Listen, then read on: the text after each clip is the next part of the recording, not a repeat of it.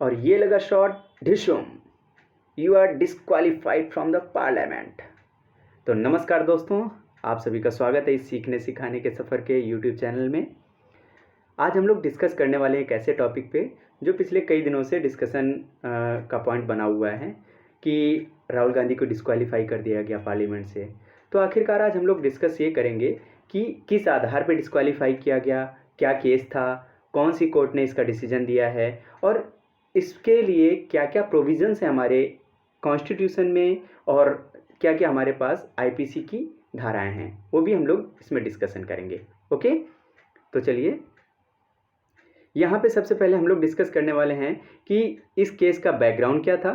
Okay, उसके बाद हमारे पास कौन कौन सी आईपीसी सेक्शंस हैं, कौन कौन उसका डिफेमेशन लॉज क्या है और उसके इफ़ेक्ट्स क्या हैं। ओके, उसके बाद हम लोग देखेंगे कि डिफेमेशन है क्या, आखिरकार ये कौन सी बला है जिसके आधार पर इतने बड़े लॉ मेकर को डिस्क्वालीफाई कर दिया गया। ओके, अब इसके बाद देखेंगे कि डिफेमेशन के टाइप क्या क्या हैं हमारे पास। ओके, कितने टाइप का होता है। उसके बाद आर्टिकल 19 हमारे पास जो फ्रीडम ऑफ स्पीच देता है, इतनी बड़ी आज़ादी देता है और उसके बावजूद भी हमारे पास इसमें भी कुछ रेस्ट्रिक्शंस हैं, तो उन रेस्ट्रिक्शंस को हम लोग देखेंगे।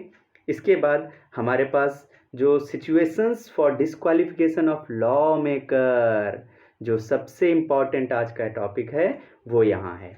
ओके, कि किस आधार पे आखिरकार केस तो ये था, हमारे पास ये सारे लॉज हैं और इनको इस किस आधार पे डिस्क्वालीफाई किया गया। ओके, तो चलिए स्टार्ट करते हैं वीडियो।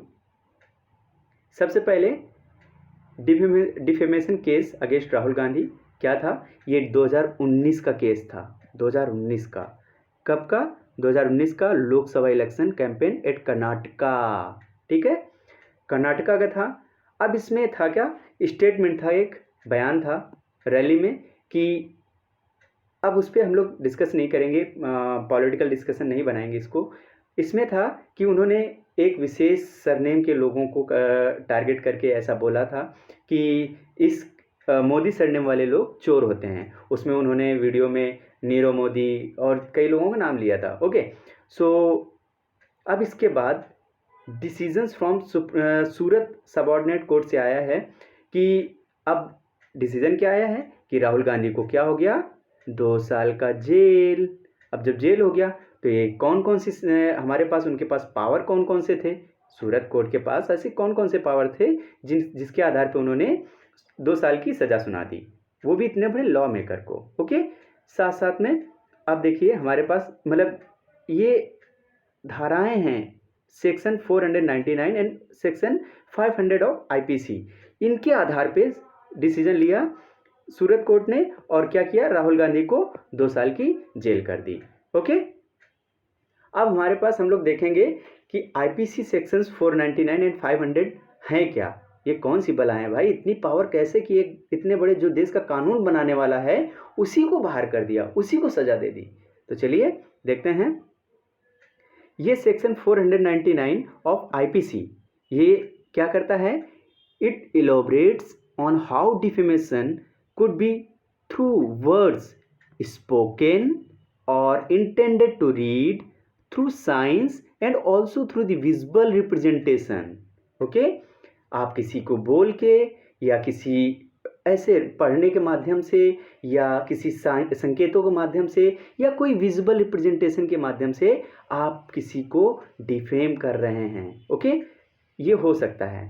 इसके बाद सेक्शन 500 ऑफ आईपीसी ये क्या कहता है, it stipulates the imprisonment up to 2 years with और विदाउट फाइन।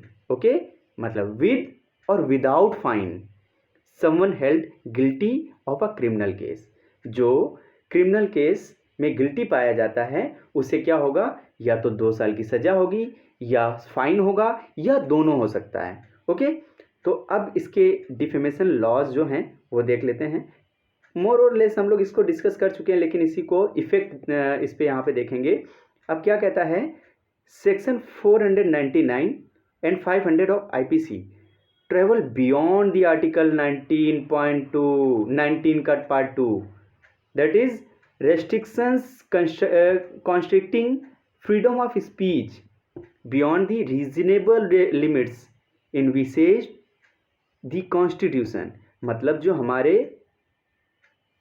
कॉन्स्टिट्यूशन में आर्टिकल 19 का पार्ट 2 है, जिसमें हमारे पास रीजनेबल रेस्ट्रिक्शंस लगाए गए हैं फ्रीडम ऑफ स्पीच में, ठीक है, उस पे उसको भी ये क्रॉस करता हुआ दिखाई देते हैं दोनों, ठीक है। अब इसमें क्या है, इसका पर्पज़ क्या है? Purpose of article 19(2) was not to put such reasonable restrictions as provided under the section 499 and 500 of IPC। मतलब इसका जो आर्टिकल 19 का 2 है, इसका ऐसा कोई पर्पज़ नहीं था कि उसके मतलब जो हमारी फ्रीडम ऑफ स्पीच है उसके ऊपर किसी तरह के रीजनेबल या अनरीजनेबल रेस्ट्रिक्शंस लगाए जाएं, but there were certain effect ना, कि उससे हमारी जो फ्रीडम, दूसरों की फ्रीडम है, दूसरों की पर्सनल आइडेंटिटी है और किसी का बिजनेस है, वो सारा का सारा हैम्पर हो रहा था, तो डिफेम हो रहा था, जिसकी वजह से हमारे आर्टिकल 19(2) के अलावा 499 और 500 ऑफ IPC सेक्शंस लाना पड़ा। Okay, liberty of free speech, ये सबसे इम्पॉर्टेंट है।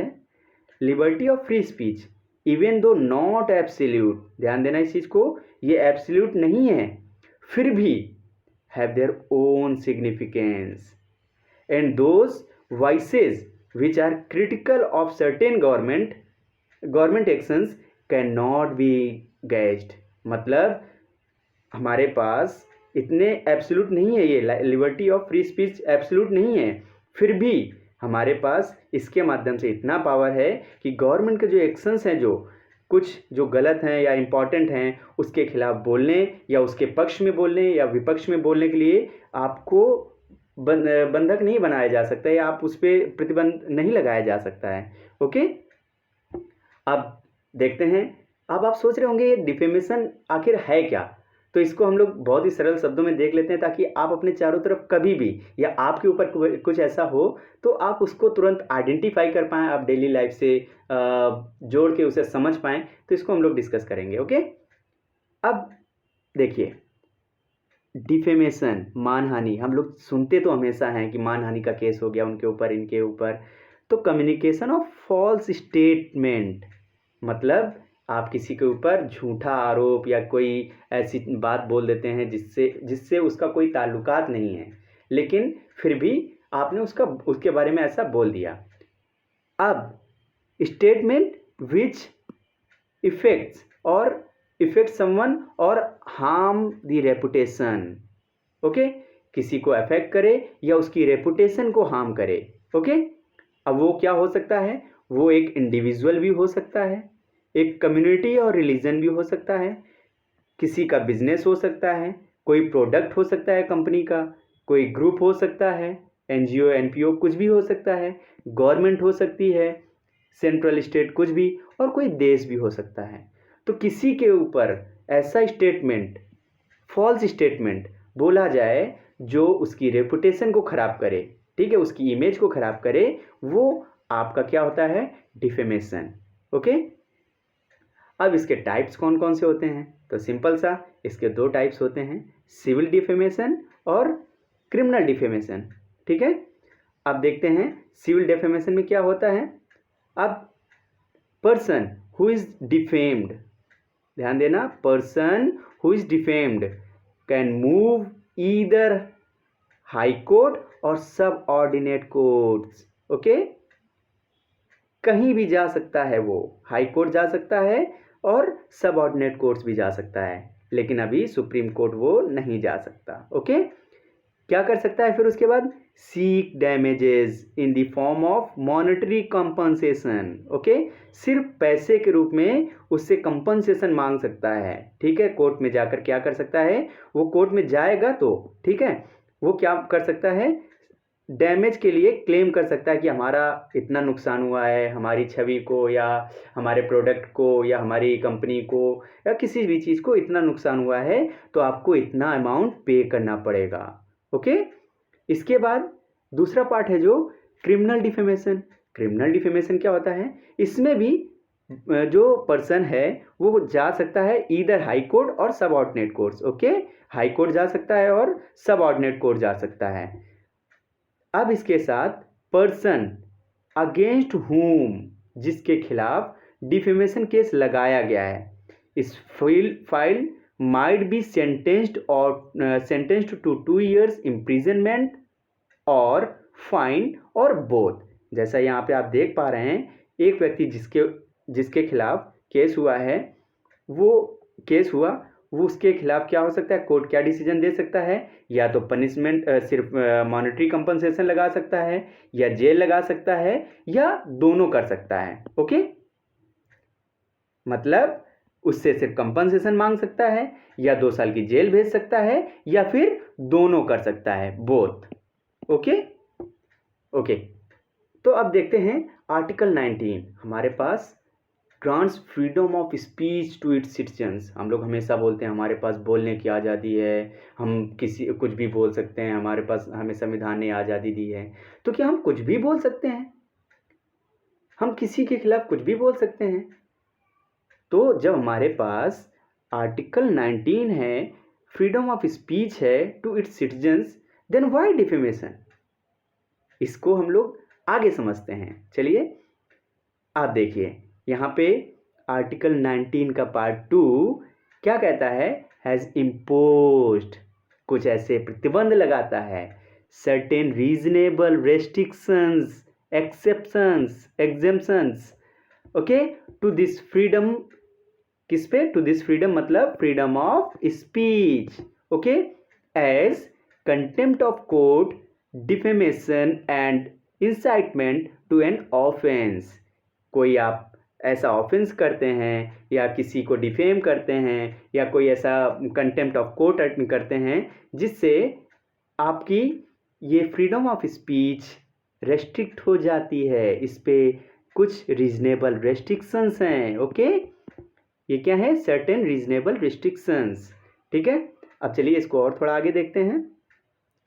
Can article 19(2) alone is sufficient or efficient to disqualify to a lawmaker? चलिए इस प्रश्न का भी हम लोग आगे उत्तर देखते हैं। ओके, क्या हो गया भाई? Okay, situations for disqualification of law maker. अब हमारे पास क्या क्या सिचुएशंस हैं ऑफ लॉ मेकर, ठीक है, उसको डिस्क्वालीफाई तो कर दिया गया, लेकिन हमारे पास क्या क्या सिचुएशंस हैं। ओके, तो हम लोग इसको देखेंगे। फर्स्ट सिचुएशन हमारे पास क्या है, थ्रू द आर्टिकल 102 का पार्ट 1 एंड आर्टिकल 191 का part 1 for disqualification of member of parliament and member of legislative assembly respectively. मतलब हम आर्टिकल 102 का पार्ट 1 से पार्लियामेंट के मेंबर को और आर्टिकल 191 के पार्ट 1 से मेंबर ऑफ लेजिस्लेटिव असेंबली के मेंबर को डिस्क्वालीफाई कर सकते हैं। लेकिन उसके ग्राउंड्स क्या क्या होंगे? अब ग्राउंड्स किस आधार पे, मतलब तो उसमें आधार ये हो सकते हैं कि वो व्यक्ति कोई भी ऑफिस ऑफ प्रॉफिट ना होल्ड कर रहा हो। अब ऑफिस ऑफ प्रॉफिट क्या होता है? ऑफिस ऑफ प्रॉफिट ये कि आप किसी भी तरीके से सरकारी गवर्नमेंट से आप कोई भी सैलरी लेने वाली पोस्ट ना होल्ड करते हों। ओके, जो भी ऐसी पोस्ट जहां से आप सरकार से वेतन ले रहे हों, ऐसी कोई पोस्ट होल्ड ना करते हों, that is office of profit. और being of unsound mind, unsound mind मतलब थोड़ा सा कुछ पागल या ऐसी हरकतें करने वाला जो समाज के लिए सही ना हो, सोसाइटी के लिए सही ना हो।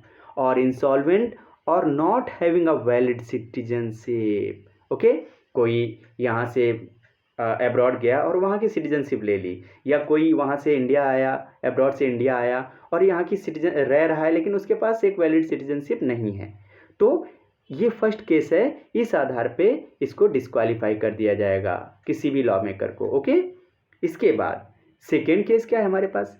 सेकेंड केस है हमारे पास प्रिस्क्राइब्ड। सेकेंड केस हमारे पास प्रिस्क्राइब्ड है इन 10th schedule of the constitution.